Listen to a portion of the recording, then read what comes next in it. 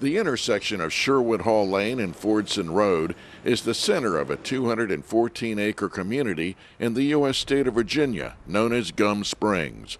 It is the oldest African American community in Fairfax County and one of the oldest in the nation. My family originated here out of Gum Springs from 1845 to present day.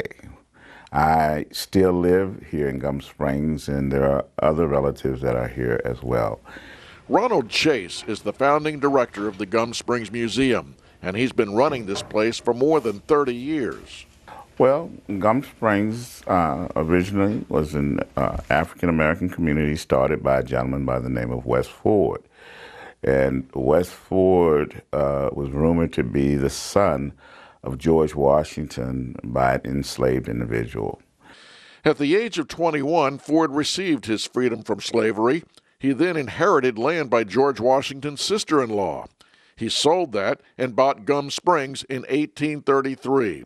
And by the beginning of the Civil War, there were 13 families living here. Runaway slaves came here to Gum Springs. Freedmen came here to Gum Springs. People who had never been enslaved came to Gum Springs. People like Sam Taylor, who came here in 1863, right at the same time that Wes Ford was passing, and started the Bethlehem Baptist Church. And he had formed a group of men called the Joint Stock Club.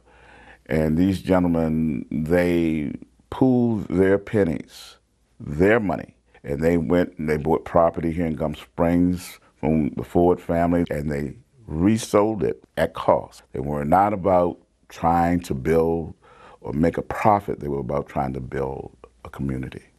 They had institutions like all the fraternal organizations, the Masons, the Odd Fellows, the Elks. They had one called the Friendlies.